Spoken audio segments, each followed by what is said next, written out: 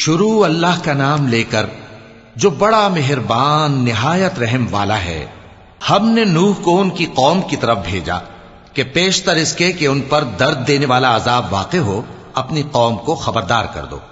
انہوں نے کہا کہ بھائیو، میں تم کو کھلے طور پر خبردار کرتا ہوں کہ اللہ کی عبادت کرو اور اس سے ڈرو اور میرا کہا مانو، وہ تمہارے گناہ بخش دے گا اور موت کے وقت مقرر تک تم کو مہلت عطا کرے گا۔ جب اللہ کا مقرر کیا ہوا وقت آ جاتا ہے تو تاخیر نہیں کی جاتی، کاش تم جانتے ہوتے۔ جب لوگوں نے نہ مانا تو نوح نے اللہ سے عرض کی کہ پروردگار، میں اپنی قوم کو رات دن بلاتا رہا لیکن میرے بلانے سے وہ اور زیادہ گریز کرتے رہے۔ جب میں نے ان کو بلایا کہ توبہ کریں اور تو ان کو معاف فرمائے تو انہوں نے اپنے کانوں میں انگلیاں دے لی اور اپنے اوپر کپڑے اوڑھ لیے اور اڑ گئے اور خوب تکبر کرنے لگے۔ پھر میں ان کو بلند آواز سے بھی بلاتا رہا، پھر علانیہ بھی اور رازداری سے بھی سمجھاتا رہا۔ پھر میں نے کہا کہ اپنے پروردگار سے معافی مانگو کہ وہ بڑا معاف کرنے والا ہے۔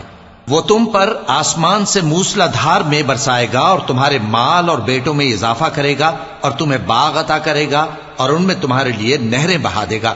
تم کو کیا ہوا ہے کہ تم اللہ کی عظمت کا اعتقاد نہیں رکھتے، حالانکہ اس نے تم کو طرح طرح کی حالتوں میں پیدا کیا ہے؟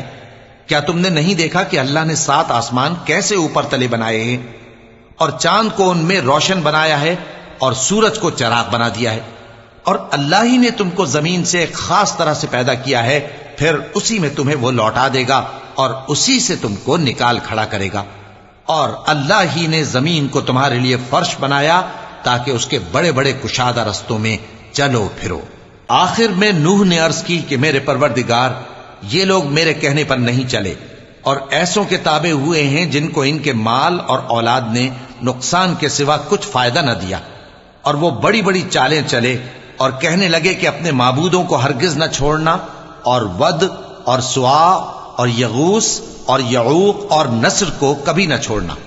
اور اے پروردگار، انہوں نے بہت لوگوں کو گمراہ کر دیا ہے، اور تو ان ظالموں کو اور زیادہ گمراہ کر دے۔ آخر وہ اپنے گناہوں کے سبب پہلے غرقاب کر دیے گئے، پھر آگ میں ڈال دیے گئے، تو انہوں نے اللہ کے سوا کسی کو اپنا مددگار نہ پایا۔ اور پھر نوح نے یہ دعا کی کہ میرے پروردگار، ان کافروں میں سے کسی کو زمین پر بستہ نہ رہنے دے، اگر تو ان کو رہنے دے گا تو یہ تیرے بندوں کو گمراہ کریں گے، اور ان سے جو اولاد ہوگی وہ بھی بدکار اور ناشکری ہوگی۔ اے میرے پروردگار، مجھ کو اور میرے ماں باپ کو اور جو ایمان لا کر میرے گھر میں آئے اس کو اور تمام ایمان والے مردوں اور ایمان والی عورتوں کو معاف فرما، اور ظالم لوگوں کے لیے اور زیادہ تباہی بڑھا۔